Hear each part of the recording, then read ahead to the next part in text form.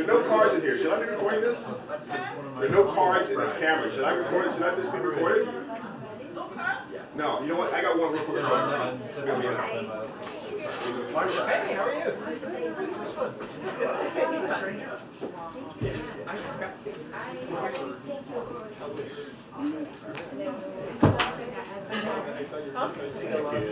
Yes. How are you? I know I was on vacation and nobody takes me. How was the trip? So we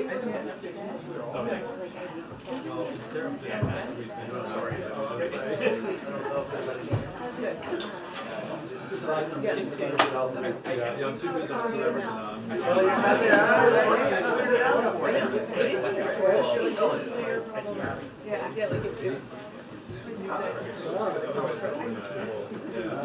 Countdown. No. Do you know Wagner? So, remember, it's dramatic. Be dramatic. How should we request? Dramatic, no matter what. The drama? Confident about that. I feel for her.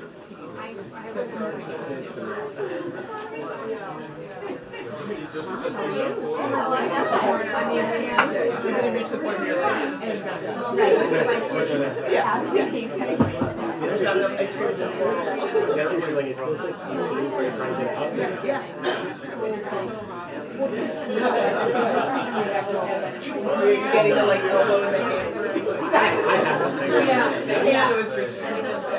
That's describing it. We can say what?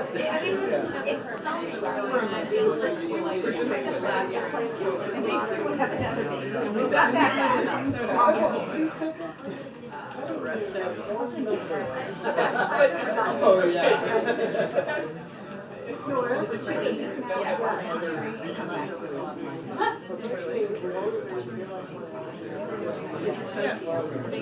So you just have to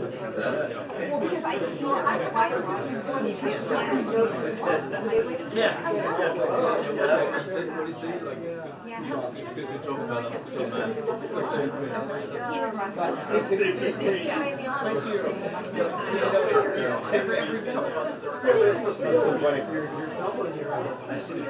It's a nice, like, mommy-daughter getaway. I had a job. Oh, it's just the two of you? Yeah. Traveling and did a little vacation. Are you talking about the Afghan? I never did, so. A lot of interviews in this are very good. They want to know.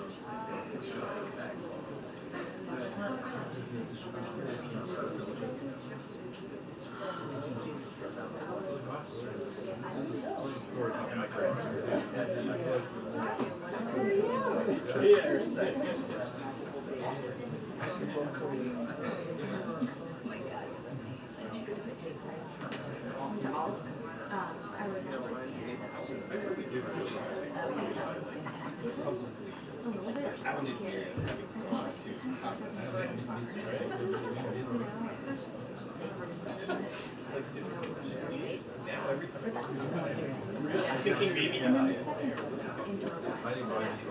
think right?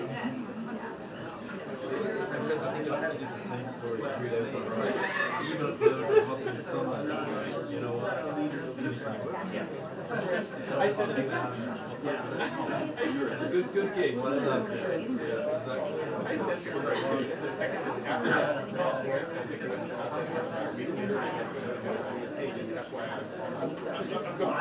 You're not feeling anything at all.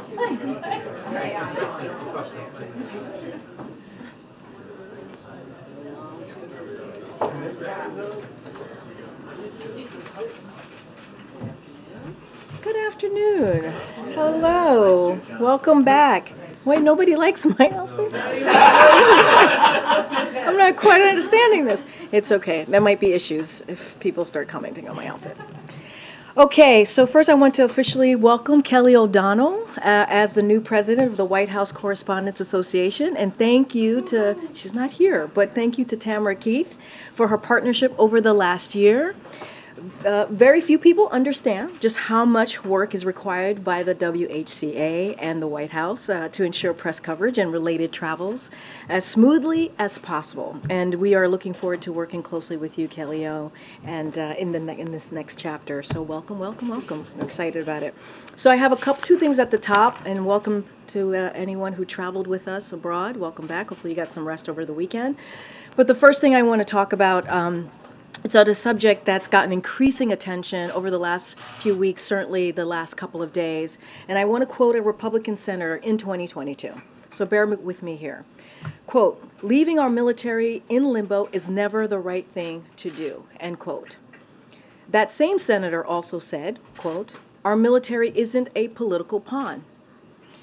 The year before, this Republican senator declared, and I quote, "Our job as elected official is to make sure that those who have stepped up to defend our country have the resources that they need to do their job and to do it safely." Strangely, though, the person who said these things seems to have forgotten them, and that person, as you all know, because you've all covered this very closely, is Tommy Tuberville. So right now, Senator Tuberville is hijacking what has traditionally been a bipartisan process, the National Defense Authorization Act. He's also delaying the confirmation of hundreds of qualified and capable military nominees, depriving our armed forces of leadership it needs. The Pentagon is going without a Senate-confirmed Marine Corps commandant for the first time ever in over a century because of this attack on our national security. A cascading effect of delayed promotions threatens to brain drain from the military. And military families do not know where they will live, where spouses will work, where children will go to school. Senator Tuberville himself said in 2021, and I quote, of course, "Military spouses make sacrifices every day for their country. They are the backbones and support systems for our troops, often balancing this with family life, moving towns, and being separated from loved ones." Senator Tuberville from 2021 and 2022 should intervene with 2023 Senator Tuberville, because clearly there's a problem here. And Republican senators need to speak out on behalf of our national security and military families. That's something that you heard from President Biden at his press conference in Helsinki. So I'm just reiterating that. Republican senators need to speak up. Now also, have one more thing that I want to share before I turn it over to the Admiral, because we don't get many opportunities to say what I'm about to share, and so I want to make sure that these words come out very clearly, and I'm sure she'll be very shocked that I'm saying this, which is we agree with Majority Taylor Greene, which is not something that we say very often. Over the weekend, the Congresswoman, Majority Taylor Greene, criticized Bidenomics as being in line with the FDR's creation of Social Security, Lyndon Johnson's creation of Medicare. She also bizarrely attacked Bidenomics because it's reducing poverty in rural areas. We agree with her all around on this. We are opposed to rural poverty, and the President is committed to protect Medicare and committed to protect Social Security, as you heard from him over and over again over the past several months. Now, to be fair, we are aware of her misgivings about Medicare and Social Security because she's a member of the Republican Study Committee, which recently, again, proposed cutting those very benefits. But this is the first time that we are aware of being attacked for trying to reduce rural poverty. Although we probably should have seen that coming, since Majority Taylor Greene, or Marjorie Taylor Greene, is also trying to repeal the Inflation Reduction Act, policies that are responsible for high-paying manufacturing jobs coming back to her own district.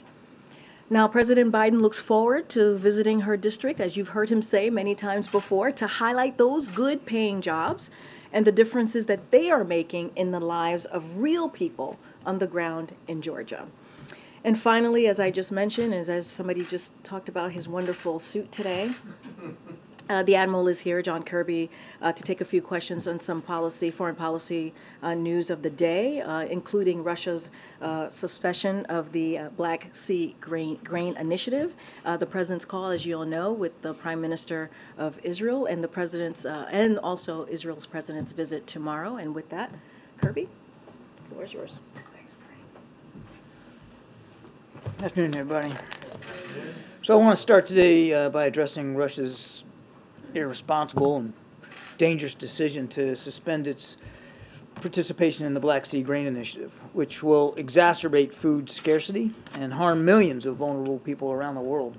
Admiral, I'm not sure the microphone is working. Yeah, we can't hear you. Same for KJP. Yeah, we can hear you. Maybe we can. I will contact someone. Should I just yell? I can do that. You're on deck.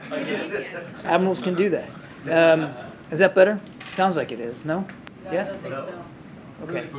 Just give us a second. Want to make sure you're heard. Okay.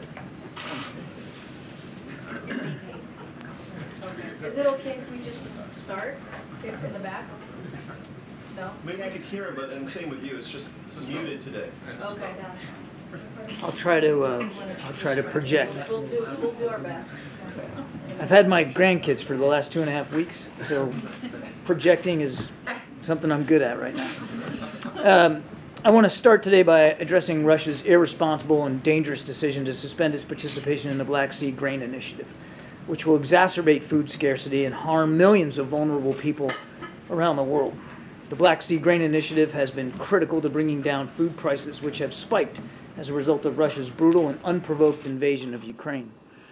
More than half of the 33 million metric tons of grain and foodstuffs that have been shipped through the initiative have gone to developing countries, including some of the most food insecure regions of the globe.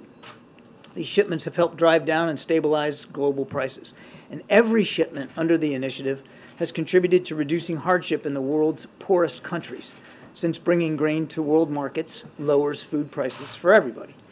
Russia's decision to resume its effective blockade of Ukrainian ports and prevent this grain from getting to markets will harm people all over the world. Russia will be fully and solely responsible for the consequences of this military act of aggression.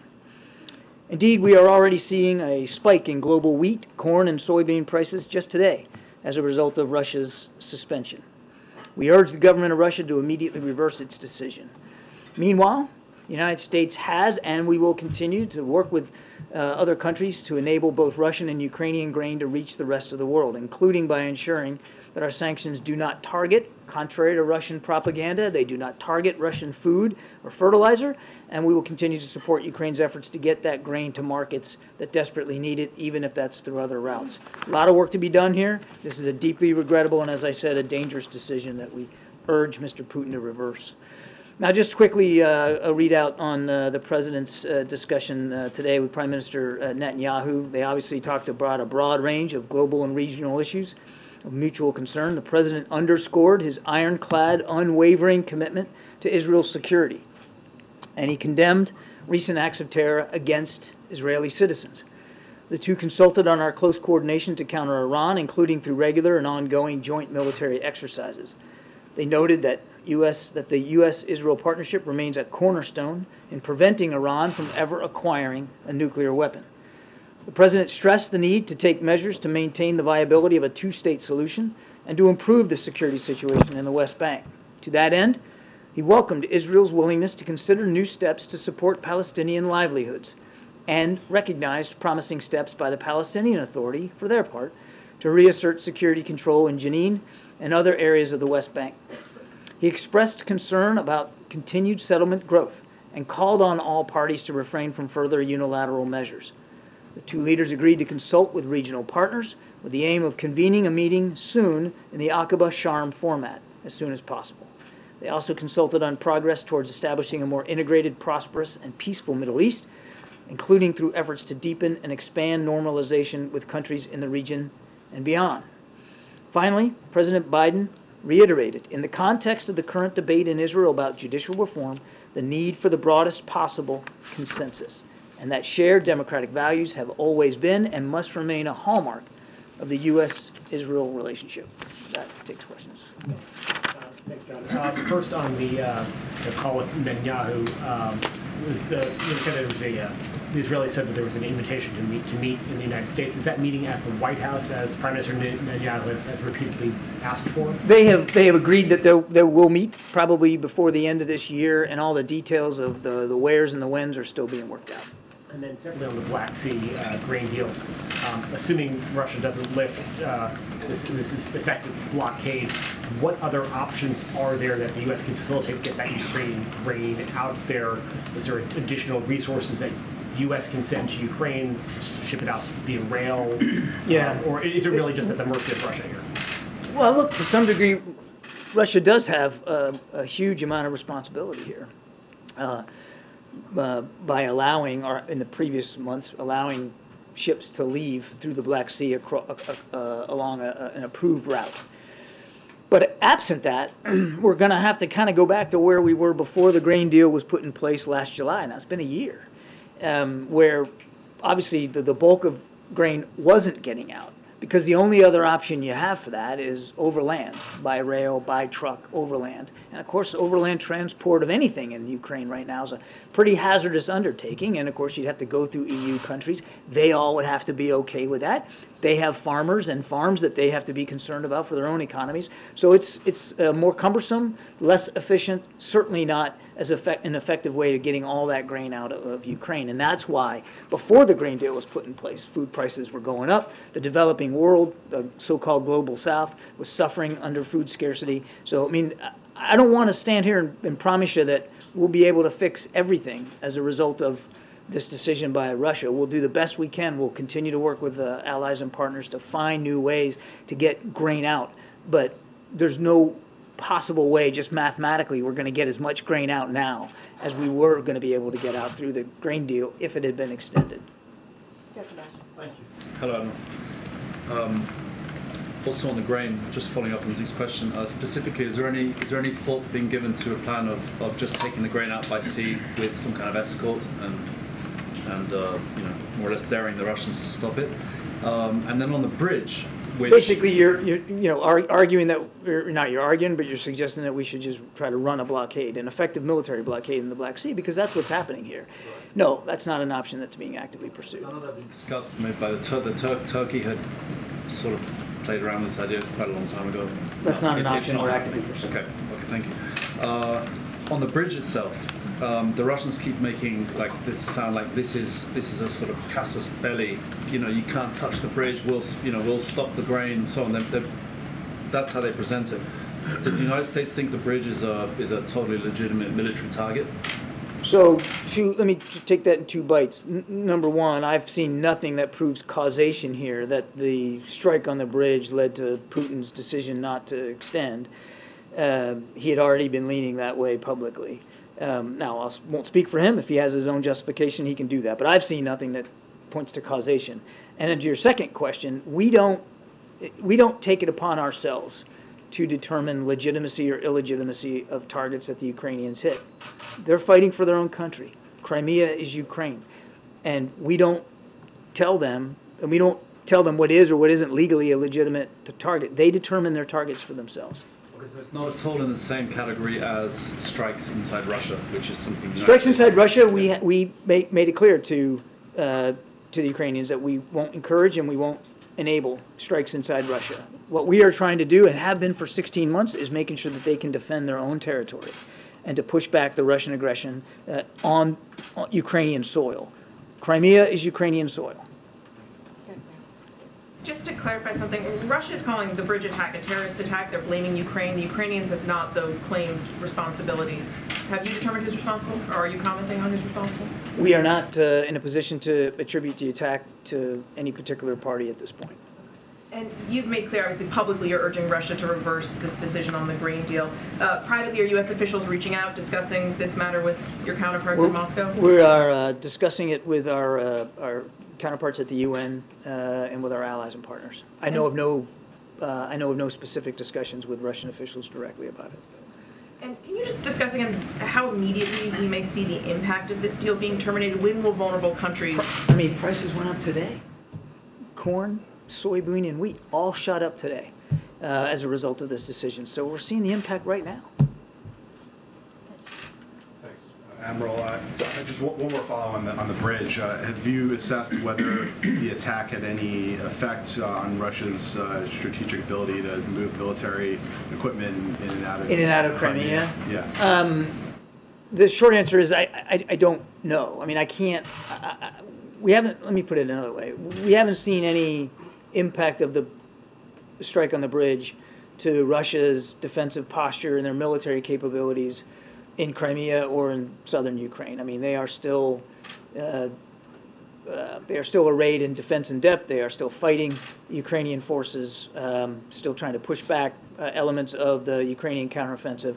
I think it's just too soon to know whether that attack on that bridge is going to have any significant military impact on their ability to continue to fight this war. And yes, it provided land access, terrestrial access to Crimea, but the Russians have many, many, many other ways of providing logistics and sustainment to their troops in Ukraine. So my hunch would be that this won't have a dramatic effect on them. Just another on Israel.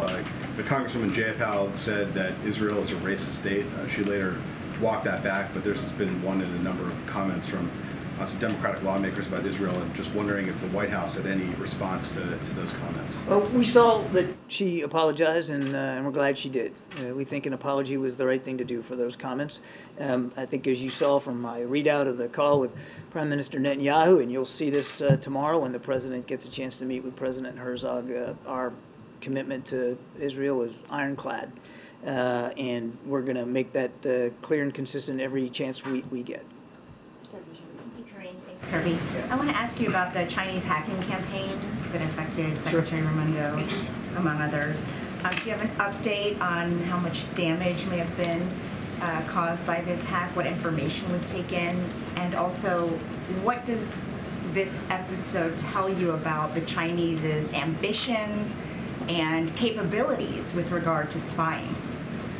Okay, there's a lot there. So just let me set it up here. It's important to remember what this was. It was an intrusion into Microsoft Cloud services on an unclassified level. And this intrusion allowed the hackers to get access to some email traffic, particularly that is the main concern here of various government officials and agencies. The reason Microsoft knew about it was because we told them about it. We found it and alerted them to that. And in so doing, we also took steps immediately to minimize any further impact by this intrusion and to close down any additional vulnerabilities. We're going to continue to evaluate the cyberspace environment in the wake of this to make sure that those fixes are in fact doing the job that we expected them to do, and that we're still protecting our vulnerabilities through cloud services and through unclassified email. So we're mindful of this. I think it's important to remember that our systems get attacked, and we're fending off intrusions every day. I mean, from a variety of state and non-state actors. Cyber resilience and cyber security is a paramount concern for the president. You know, we've just recently released a brand new cyber security strategy for the country, and certainly for the government, that we think will have a positive impact on our ability to operate much more effectively and much more safely in that space. Now, as for the attribution, we're not in a position right now, and I don't have an update for you on the investigation to give. We're not in a position to independently verify attribution, but we have seen nothing that would cause us to dispute Microsoft's finding that it was a hacking group out of the PRC. So you just said that you fend off these attacks every day, but in this case, you didn't fend it off, and all the things you talked about were reactive, not proactive. So are you doing enough to proactively prevent the Chinese or another government from gaining access into our, government emails? We work at it every single day. Does that mean that you can prevent every single attack of every single nature? No. I mean, unfortunately, sometimes they get through, but it's not for lack of trying. And this isn't the kind of thing that that you fix and walk away from. It's the cybersecurity is something you got to stay on top of every single day because the environment literally changes, sometimes by the hour. So, I mean, I think everybody understands that. It's something we're working at very, very hard. Thank you. Courtney in the back. Thank you. A bipartisan group of senators and members of the House introduced a new Afghan adjustment bill. I know that you've supported that concept in the past. Can you talk about whether you support the newly introduced bill and what you're doing, if so, to get it passed? Well, we certainly support the legislative efforts here on the Afghan adjustment bill. And I don't want to get ahead of the legislative process or speak for what the president will sign or won't sign, but he feels strongly that we have to continue to do everything we can to welcome our allies, our Afghan allies, to our shores or other shores where they might want to go to start new lives and to make it easier for them to integrate and become citizens. So we're grateful for the work that Congress is doing on this score, and we'll continue to stay in touch with them, continue to support those efforts as best we can. Go ahead, Michael. Admiral, thanks. The president had not invited Bibi Netanyahu to the United States since he came to power again in Israel. There have been a lot of talk about the message that was intended to send, the delay in inviting him. Can you talk, given the fact that some of the concerns that the administration has vis-a-vis the judicial reforms are still happening, I mean, they're still there, it's not like something has been resolved to the United States' satisfaction. Can you talk about what went into the decision or what the president's thinking or the president's advisors thinking about finally extending an invitation and saying, yes, we want you to come here to the United States? Everybody's getting focused on the invitation and the meeting. And again, there will be a meeting here in the United States sometimes in the fall. But for the president, it was this was a phone call that he and Prime Minister Netanyahu had actually been trying to get on the books for some weeks, and he just came back from travel. And Prime Minister Netanyahu had some issues he had to deal with back home, and so it just the call fell today. That doesn't mean that, and you shouldn't take away from the fact that they had a conversation today and that they'll meet again in the fall, that we have less concerns over these judicial reforms or less concerns over some of the extremist activities and behavior by some members of the Netanyahu cabinet. Those concerns are still valid. They're disturbing. The president had a chance to reiterate, as I said in my opening statement, our concerns about all that in his phone call with the Prime Minister. And what we have found to be a useful process here is dialogue and diplomacy. These are two leaders that know each other, have known each other for a long time. And as friends can and friends should, you speak honestly, openly, forthrightly, candidly, you lay it out there. And President Biden has done that. He's done it publicly with respect to the judicial reforms, and he'll continue to do it in his conversations with Israeli leaders. So we shouldn't read anything into the fact that he finally relented and said, yes, we'll meet face to face. He believes that it was the appropriate time to have a conversation with the Prime Minister with respect to our relationship, which is a strong relationship, and he believed it was the right time to talk about meeting with Prime Minister Netanyahu sometime in the fall. Good, Jeremy. Thanks.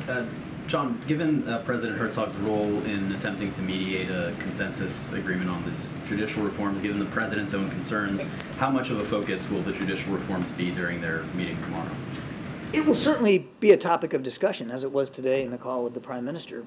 But I don't want you to come away from this thinking that it's the sole topic of concern. It is of concern. The President has made our concerns over it public, clearly. But there's an awful lot of other issues which I fully expect will come up with the meeting with President Herzog tomorrow. The destabilizing activity out of Iran. I think you may have seen the Pentagon not long ago just announced some new deployments of military assets to the region in the wake of Iran's attacks on maritime shipping. The potential for additional protests now in Iran, now that the morality police is back on the streets and minding what women are wearing. As well as climate change and other broad regional security issues, including the normalization and stronger integration of Israel into the Middle East. A lot of the protesters in Israel who are protesting against this judicial reform, they have been sending a message directly to the president, asking for more support, more vocal support from the president of the United States, protesting in front of the U.S. Embassy compound in Tel Aviv. Does the president stand with these protesters, and what's his message to them? The same message that he's been sending publicly since this issue of judicial reform came up, that what we believe strongly in the democratic institutions and the ideals of democracy that the United States and Israel represent, not just in their particular parts of the world, but across the world. And we want to see Israel be as vibrant and as viable democracy as possible. And that means that you build programs and reforms and changes in a way that is based on compromise. And as I said in my opening statement, the broadest possible consensus across the governing organization. And he's been clear, will continue to make clear, that we stand for Israel, we stand for the Israeli people, we stand for Israel's democracy, and we want to see that democracy and the hopes and the dreams of all Israeli people and all their aspirations met through strong, viable, democratic institutions that are built on consensus and compromise. And a quick one on the grain deal. Before pulling out of this deal, Moscow has long complained that Western sanctions restrict the export of their agricultural products.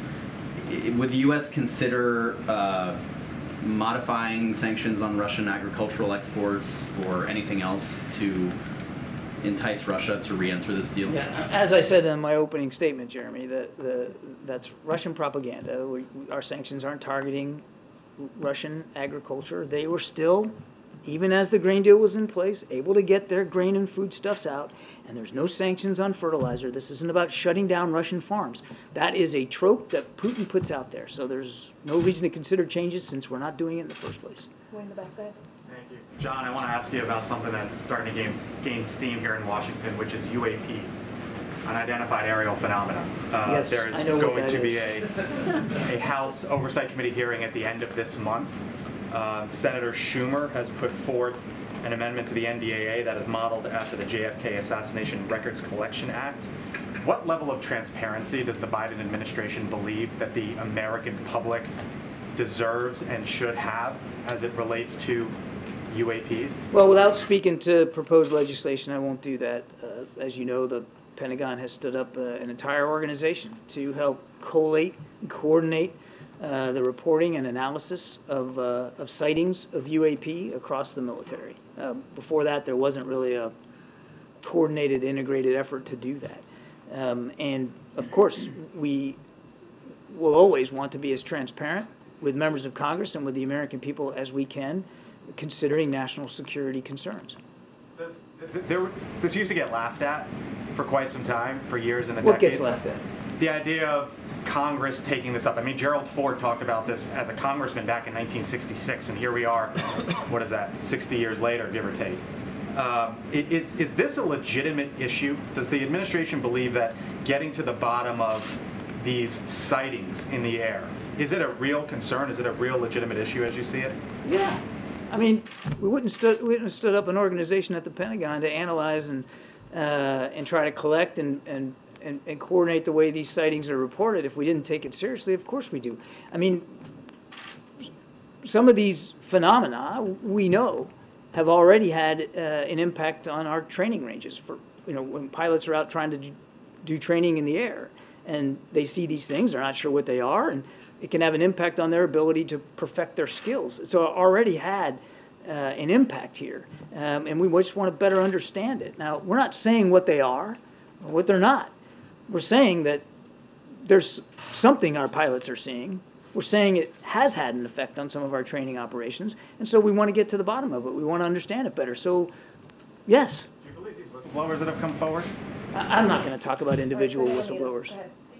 John, I have an Iran question and an Afghanistan question. Just starting with Iran, if we can dig a little bit more into your comments about the morality police who are now hitting the beat again and enforcing the wearing of hijabs. What is the administration's take on this? What leverage do you have to counter this? Can you maybe extend more asylum invitations to Iranian women, so on and so forth? Well, as you know, we've already sanctioned members of the morality police. We've sanctioned some entities that have supported the activities of the so-called morality police. It's already led to the death of one young woman and the injury and wounding of countless others, men and women. Iranian women should be able to decide for themselves how they're going to observe their faith and how they're going to dress in public. And nothing's changed about our stance on that. And we'll watch this closely. And if we believe that more accountability needs to be had, if we believe that we need to take additional action to put more pressure on the regime, we'll do that.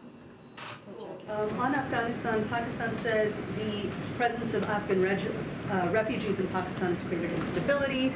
They've accused Afghanistan of harboring anti-Pakistani militants, and they threatened to take action against them in Afghanistan. I'm just curious, what is the White House's stance on this, and does the White House plan to use some of that over-the-horizon capability to assist them in targeting these individuals? We've seen no indication that Afghan refugees in Pakistan or along that border are guilty of acts of terrorism.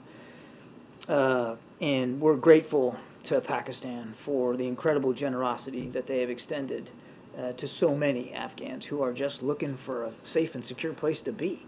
And we'll continue to work with Pakistan as we have on their legitimate terrorism threats and their challenges in counterterrorism. I'm not going to speculate about an over-the-horizon event or not. I mean, the president's been clear that we're going to take seriously our ability to improve our over-the-horizon counterterrorism capability, and we'll use it effectively as we need to use it. John, the Treasury Secretary said of the hacking attack that she has concerns. The U.S. has expressed those concerns to China, but nevertheless, we intend to deepen our discussions with China and increase our engagement.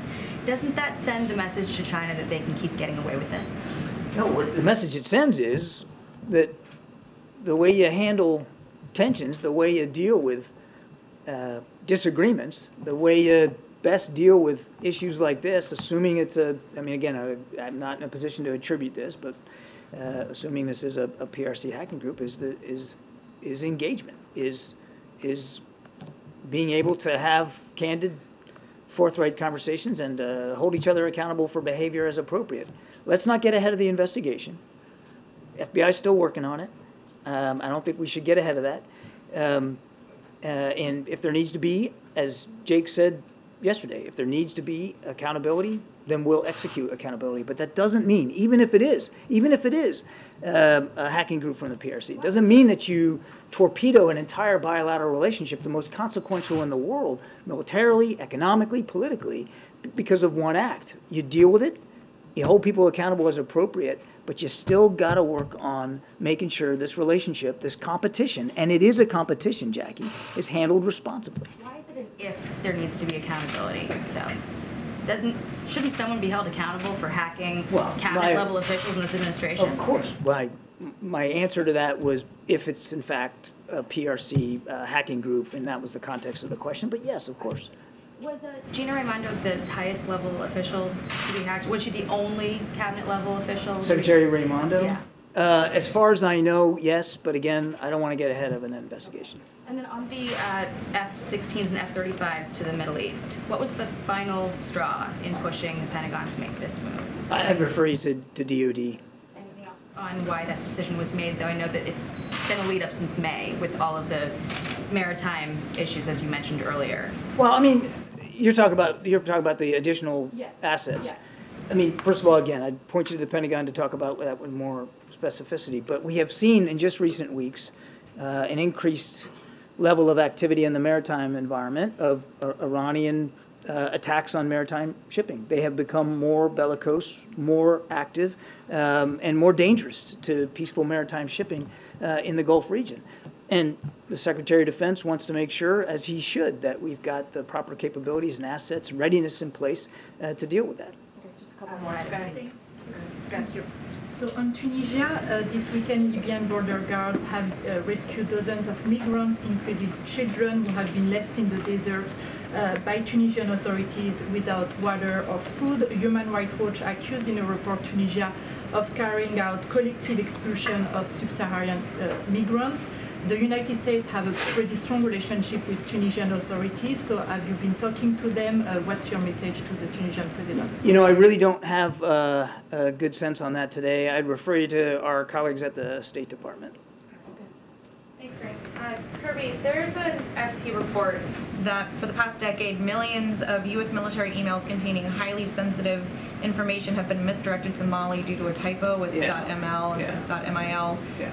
A Dutch tech entrepreneur who's been managing the country domain has been warning about this for the past decade, and control over that domain returns to the Malian government on Monday. They're a Russian ally, so what is the administration doing to deal with this issue and prevent our sensitive military data from potentially falling into the hands of a Russian ally, and how is this allowed to go unaddressed for the past decade despite warnings? I would first point you to our colleagues at the Department of Defense. This is really more for them to speak to. As I understand it, they have now for quite some time have in place a tool that stops outbound emails that don't have the .mil at the end from going.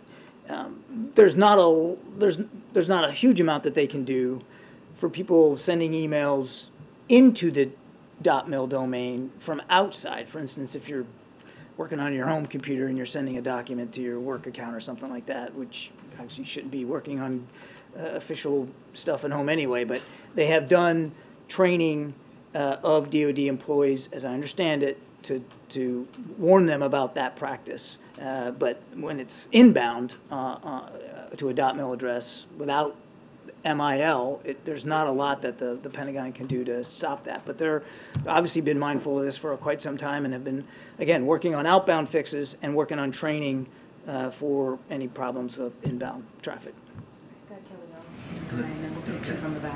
There is a meeting tomorrow from an emissary of the Pope with the President, Cardinal Zuppi, about humanitarian issues with Ukraine and so forth. Are you able to preview that at all? And is there any particular urgent event that is having him travel from Italy to meet with the President? The Cardinal's coming at the specific request and as an envoy of the Pope to have discussions here about the war in Ukraine, specifically about humanitarian concerns in Ukraine. As an example, the thousands and thousands of Ukrainian children that have been shipped off to basically concentration camps in Russia or Russia-occupied territory, and we look forward to having those discussions.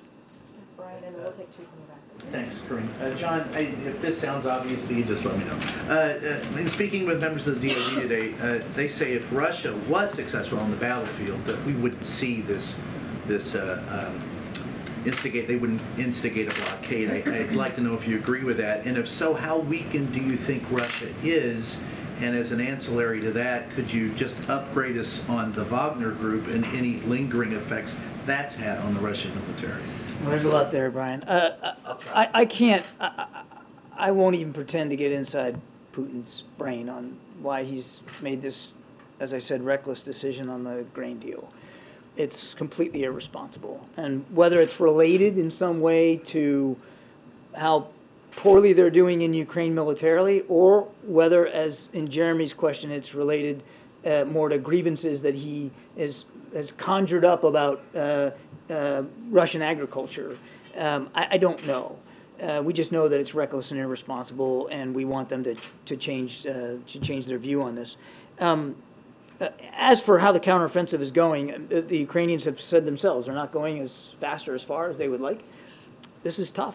I mean, we knew it was going to be hard when we were talking to them months ago about this, and it's turned out to be hard. The Russians have had months to dig in and to be entrenched, defense in depth, and defense is the stronger form of war. They're taking advantage of that as the Ukrainians try to go on the offense now for really not the first time, but certainly the first time in a long time throughout the 16 months of war. And they're running into effective defenses, including significant minefields. And it's hard enough to go through a minefield, whether it's a maritime or terrestrial minefield, all by itself. And when you're being shot at and shelled, which they are, it's particularly hard. So we're just going to keep stay focused on making sure that they have all the tools and capabilities that they need.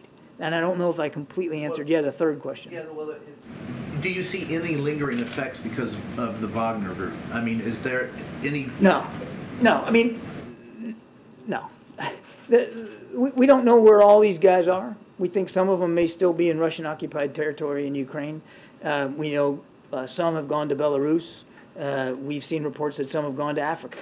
I mean, there's still a viable group here, and they're still doing some pretty bad things. But whether or not what happened with Mr. Prigozhin has had a dramatic impact on the war in Ukraine, I would have to say it's too soon to know right now. And the short answer is, in terms of the counteroffensive, we haven't really seen a major impact. All right, go ahead, Phil, and then Raquel. And then we're gonna Thank you, Karine. The administration has been critical of Senator Tuberville with his holds on military promotions because of social policy and saying that he is harming military readiness. On the flip side of that impasse, and this is something that Republican lawmakers have raised, why is the new DoD policy on abortion critical to military readiness? I'm really glad you asked that question. No, I mean, I really am. 1 in 5 members of the U.S. military are women, 20%. We're an all-volunteer force. Nobody's forcing you to sign up and go. People volunteer to go. You raise your right hand and you say, I'm gonna do this for a few years or even for my life. And it might cost me my life to do it. And when you sign up and you make that contract, you have every right to expect that the organization, in this case the military, is going to take care of you, and they're going to take care of your families. And they're going to make sure that you can serve with dignity and respect, no matter who you are, or who you love, or how you worship or don't. And our policies, whether they're diversity, inclusion, and equity, or whether they're about transgender individuals who qualify physically and mentally to serve, to be able to do it with dignity, or whether it's about female service members, 1 in 5, or female family members being able to count on the kinds of health care and reproductive care specifically that they need to serve. That is a foundational, sacred obligation of military leaders across the river. I've seen it myself, and it matters because it says we're invested in you because you are being willing to invest in us. You're investing your life, your family's livelihood with us. We owe you that back in return. I had a chance a couple of weeks ago to meet with some military spouses here at the White House. Some were active duty members, some were spouses, all were women. And 201, they told me, that abortion laws in this country that are now being passed are absolutely having an effect on their willingness to continue serving in uniform or to encourage or discourage, in this case, their spouses from continuing service. So if you don't think there's going to be a retention and a morale issue, think again, because it's already having that effect. I have a son in the Navy. I think you all know that, and son-in-law too. They're both stationed down in Norfolk on destroyers. You know, and they're proud to keep serving their country in the Navy, but you know, the Navy told them where to go. You go where you're told. That's the way orders work. You go where you're assigned. You don't get to choose. And so what happens if you get assigned to a state like Alabama, which has a pretty restrictive abortion law in place, and you're concerned about your reproductive care? What do? Do you say no and get out? Well, some people may decide to do that. And what does that mean? That means we lose talent, important talent. And we're, again, an all-volunteer force. Recruiting is tough enough as it is with a very strong economy out there. We want to keep the people that we get, and we want to make sure that they can continue to serve. So it can have an extremely significant impact on our recruiting and our retention. Not to mention, it's just the right darn thing to do for people that raise their hand and agree to serve in the military. Okay, Raquel. Thank you so much, Karine. Hi, John. John, last week, Congresswoman Ocasio-Cortez asked the U.S. government to release secret documents about the U.S. involvement in the military coup in Brazil in '64. In a few days before that, a group of Brazilian organizations sent a letter to President Biden to request the same. So what is the U.S. position on this matter, and will the administration consider releasing those documents? You know, I'm going to have to take your question. I am not tracking this particular event, and I don't want to speculate right now. But I'll tell you what, we'll take the question and we'll get back to you. We'll get you an answer. Thanks, everybody. All right, thank you, Admiral. See ya. And Admiral, I want to say thank you for your service and raising your hand. Dignity and respect. That was really important. Thank you. Oh, now the mic works. Okay, go ahead. Kick us off. I don't have anything else. Thanks, Karine. First off, on the rising grain prices that John discussed before, is there any U.S. government concern that could sort of raise inflation concerns here at home? Really, we saw some positive trend lines in the last few months, but that could reverse some of that progress? So look, I think you said something that I definitely want to lean into is we've seen some positive trend lines over the last 12 months, in particular as it relates to inflation and how we have seen it ease. We saw that most recently in the CPI numbers that we saw just last Wednesday. And so it's gone down 12 months in a row to 3%, which is the lowest it's been in the last 2 years.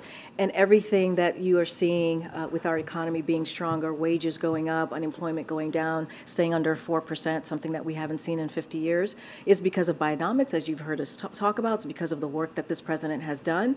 And certainly we are leading globally and as our economy is getting back on its feet, especially after getting through this pandemic. As far as the inflation that may be caused because of the grain, I know the Admiral talked about how we've seen some prices go up just today. I don't have a full account of how that's going to certainly affect the positive momentum that we've seen as far as inflation going down, but it's certainly something that we're going to monitor and keep a close eye on. Separately, Kirby got a question about Congresswoman Jayapal's comments. I'm going to ask you about another Democratic official's comments. Robert F. Kennedy was filmed at a dinner suggesting that COVID-19 was effectively targeted at certain populations. The president's the leader of the Democratic Party. Does he believe that that sort of language, rhetoric, sentiment has any place in the Democratic Party or in American public life at all? It's an important question. I want to be careful here because I don't want to address a 2024 candidate, right? We're not going to do that from here. But what I will say more broadly, which I think is important, because I think if you look at the last 2-3 years since 2020, since this pandemic hit, there are countless Americans, American families who are seeing an empty seat at the Thanksgiving table, right? For the past, who knows, couple of years, past year, couple of years, because of what the pandemic has done to families across this country, because of the suffering of COVID. And that is something that we have to acknowledge. And that is something that is important that we speak to. Because if anything, all of us probably have that same, sadly, that same thing in common, that we have lost someone that we loved because of this pandemic. So the claims made on that tape is false. It is vile. And they put our fellow Americans in danger. If you think about the racist and anti-Semitic conspiracy theories that come out of saying those types of things, it's an attack on our fellow citizens, our fellow Americans. And so it is important that we essentially speak out when we hear those claims made more broadly. I want to quote something that the American Jewish Committee said, which is the assertion that COVID was genetically engineered to spare Jewish and Chinese people is deeply offensive and incredibly dangerous. Every aspect of these comments reflects some of the most abhorrent anti-Semitic conspiracy theories throughout history and contributes to today's dangerous rise of anti-Semitism. And so this is something that this president and this whole administration is going to stand against when we hear that type of those false claims against Asian Americans, against Jewish Americans. We're going to continue to speak out, and we believe, and this is something that we just heard, it's important to protect the dignity of our fellow Americans. It's important to respect our fellow Americans, and so it is, as you can understand, the core principle of our country. And then lastly, you took a 2x4 earlier to Senator Tuberville. The senator is the president is a former longtime member of the Senate. you talked about the concerns about military readiness here. At what point, why have we not heard the president call on his colleagues, many of them his friends, to end the process of holds and change the Senate, the way Senate works and go around Senator Tuberville here, because it's important. In Helsinki, the president spoke to Republicans in the Senate, speaking up against this, right?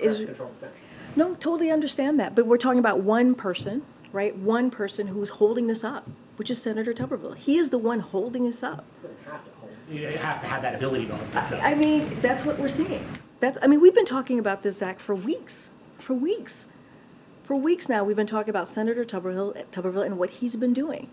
And look, it is, I've said this, the Admiral said this, it is holding America's military readiness hostage.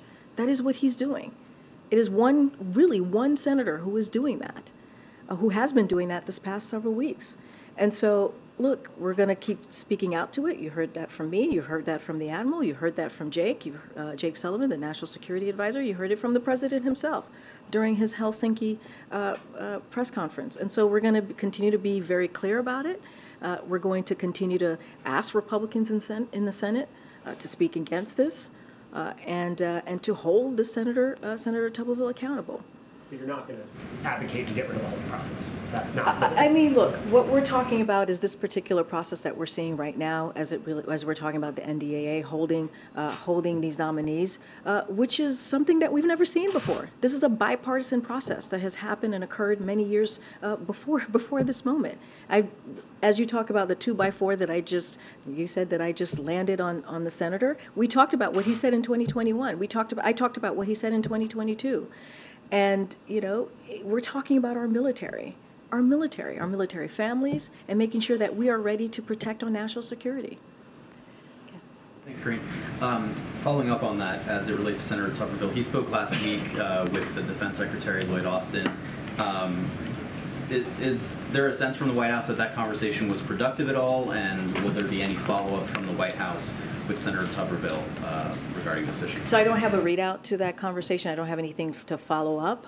But clearly we have been, if not communicating at a podium, certainly communicating through members of this administration. I just don't have anything else to share beyond that conversation. As it relates to the NDAA, is the White House confident that once this legislation goes to conference, that most or all of these kind of conservative wish list items that made it into this bill will not be in the final version of the bill? So what we believe and what we have said, and I believe Jake Sullivan said this yesterday as he was making the rounds on the Sunday morning show, is that this legislation will never get to the president's desk. Just a couple of things. It is extreme, as you just stated. Some of these provisions or specifics that are in the legislation. It targets females and LGBTQ service members. A small number of House Republicans are playing politics, as I've said many times, with our national security and support for our troops. This is historically done in a bipartisan way. This is how we've seen this process move forward, and we believe that that it will be done in a bipartisan way. We have that confidence that the Senate will do its job and get this to the final bill in a more broad bipartisan way. And so that's what we believe. And look, this hurts our ability, right, to recruit and retain the strongest military force that we have, the most diverse military force that we have. And so it is in the world. And so it is important that we get this done in a bipartisan way. As it stands today, this bill will not get to the president's desk. We're confident in that. And then on a separate issue, on Thursday, the Secret Service closed its investigation into the baggie of cocaine that was found in the West Wing. In a statement Thursday, I believe it was Olivia who said that you guys had been briefed on the investigation, you were reviewing it. So what conclusions have you drawn from it? Do you expect Secret Service to make any changes to security protocols as a result? And lastly, you had initially expressed confidence that the Secret Service would get to the bottom of this. Are you surprised that they didn't? So look, let me start with the protocol piece. That's something that Secret Service is going to handle. Any changes of protocol, how we move forward, that's something for them to deal with as they handle the security, certainly of this campus and of the White House more broadly. Look, we believe that You know, the Secret Service did a thorough investigation. Certainly not going to opine on the investigation. Of course, we're going to have confidence that they're going to do their jobs and do everything that they can to get to the bottom of this. Of course, that is something that we have confidence. We will always have confidence in that. But as you've just stated, we've been briefed on the outcome, and in their public statement, as well as the Secret Service have said, you know, there is hundreds of visitors that traveled through this area where the cocaine was found across that weekend. And so I'm going to leave it to them for any additional information, but certainly not going to opine on the process here. But we believe it was a thorough investigation. A couple of economic questions, Karine. Does the White House support the aims of the entertainment industry workers who are on strike right now? So look, the president believes all workers, including the writers, including the actors, they deserve a fair pay, right? And they deserve fair benefits. That is something that the president believes. This is a president, as you've heard us say over and over again, that is the most pro-union president in history. And so he believes in and consistently support workers' the right to strike. You've heard him say that. He believes in collective bargaining and how it works. And so that's what he believes. It helps business succeed, and it helps also workers secure wages so that they can raise their family. We've been talking about dignity and respect, so families can raise, Americans can raise, workers can raise their families with dignity and respect. So we sincerely hope that both actors and writers strikes get resolved, and that the parties come together and have a mutually beneficial agreement as soon as possible. But of course, we believe that all workers, including writers and actors, have the right, deserve to be able to have a fair pay and benefits. So we've got that strike, we've got the issue with the Teamsters. Is there any concern at the White House that labor strife generally is going to lead to more generous contracts and push wage inflation up higher? Do you agree with current and former Fed officials who say that wages need to not rise as quickly as they are to get inflation back down to target? So look, I'm not going to get into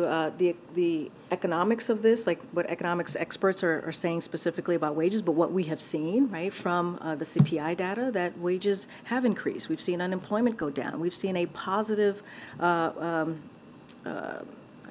movement with the economy because of what this president has done, because of Bionomics. I will say this, again, this president believes in that workers have the right to strike. They have the right to ask for fair wages, for fair benefits. He believes in collective bargaining. He thinks that's an important tool that works. And so this is very much a pro-union president. So he's certainly not going to get in the way of that. He's going to continue to make sure that he's protecting that and speaks to that.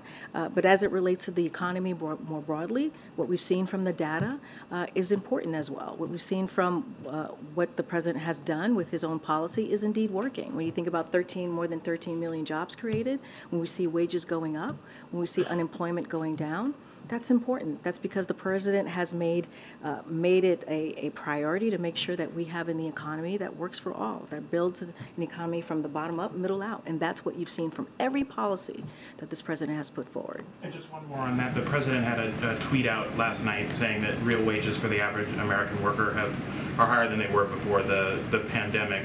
That tweet has now been annotated with a message from the platform saying that is not factual, and they have some stats and some charts footnoted along with that. Do you welcome that kind of contestation from tech platforms? We disagree. Do you have any? Well, we disagree because we're looking at the data from February of 2021, and what we've seen is that wages have gotten stronger, have increased. We've seen that Bionomics has been really helpful in getting to make sure that we build an economy that leaves no one behind. What we've seen from the beginning of this administration with the American Rescue Plan, making sure that we're dealing with COVID, we're just talking about COVID and what the president has been able to do to deal with an issue that turned our economy upside down, that took the lives of many Americans. And because of this work that this president has done, and also what Democrats were able to pass very early on, we've seen an economy that's now growing. And so that is how we're going to continue to move forward, make sure that, again, we have an economy that works for all. And are you going to share that information with Twitter, given the judicial? Sure, sure, we're happy to do that. Okay. Go ahead. Thanks, Karine. Just one follow-up on UPS. The Teamsters president specifically urged the White House not to intervene in the case of a strike using the Taft-Hartley Act. Will the White House promise not to intervene if workers, in fact, do go on strike? So look, anytime we hear, there are these discussions, we want to ensure we're playing a constructive and productive role, right? That's how we kind of move forward here. As you just stated, the Teamsters have asked us to not get involved, to intervene, and hopefully the two sides can reach a mutual agreement and come to the table and do that collective bargaining that I was just talking about. We'll continue to be in touch with both parties constructively, support any efforts to reach a solution.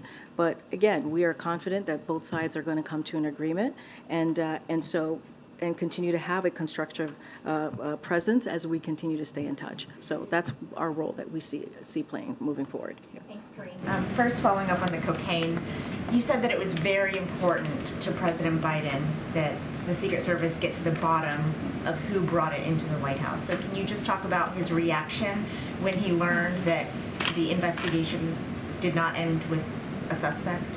No, and I appreciate the question. Look, I'm just not going to opine on this, not going to get into specific on this. We believe the Secret Service did a thorough investigation. We've been briefed of the outcome. They shared the detail in a public statement, which I think is important for the American people to hear directly from the Secret Service who did the investigation. Look, one of the things that they said in the public statement is hundreds of people come through this particular area, and it's a heavily traveled working area, and so that's what they were able to find doing this thorough investigation. And so, especially during that weekend, we think about Friday, that Saturday, and that Sunday, and also that I believe that Monday, that weekend, I should just say, that it was heavily traveled. So is the president satisfied with the explanation that someone was able to bring an illegal substance into the White House because there are hundreds of people who come here? What I will say is that the Secret Service did a thorough investigation. That's what we believe. They put out a public statement. I think that's important. Anything else detailing any details or any more information, I would reach out to the Secret Service. Thank you. And then one more on Tuberville. After President Biden made those remarks in Helsinki, the senator said that there's no chance of changing my position if we don't sit down and visit. So why doesn't the president sit down with him and try to hash this out? Why does this senator continue to do something that has been done in the past in a historically bipartisan way?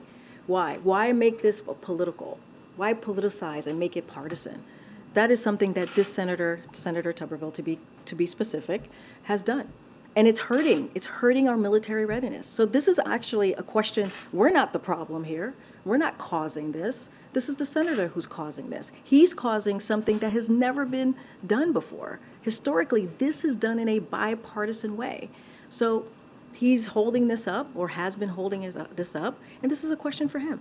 So just to be clear, when the president said that he would sit down with Tuberville if he thought there was any possibility he would change his ridiculous position, that was the president saying no.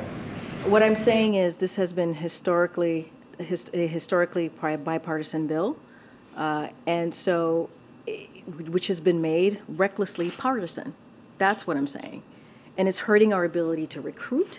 It's hurting our ability to retain the strongest and most diverse military that we have in the world. That's what he's doing. And so that is a question for him to answer. Thank you. I'm just going to try and call us. Go ahead.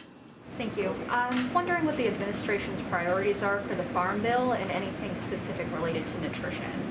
So I don't have anything to update you on the Farm Bill or anything related to nutrition. I would have to go back to the team and get back to you on that. Just don't have anything new to share at this time. Get it. Yeah, thanks, Karine. So the Penn Wharton budget model recalculated costs based on the new rules for the student loan forgiveness. The model now says that those rules will cost an additional $475 billion over the next 10 years. I'm just wondering when the president will unveil a plan that actually reduces spending. So look, just a couple of things, because as it relates to And you're talking about the student loan? The student loan, the new rules that, from the Department Yeah, of so look, the Department of Education, they estimated this particular piece to cost about $156 billion over the next decade. And the reason why we were able to do this, the reason why we believe this is being done in a responsible way, and let's not forget, we can afford to give middle-class Americans, middle-class families, a little bit of breathing room, as you hear from this president over and over again. And so, and it's because the progress that we have done to make sure that the deficit is coming down. And that is something that the president has done. Let's not forget, the first 2 years, the deficit has gone down by more than $1 trillion. And that is the end of deficit reduction because of Bidenomics, because of the work that he's been doing. COVID spending coming off. The deficit's actually increasing according to the CBO. Well, look, what we have seen is it's gone down over $1 trillion, right? And he has done this in a responsible way.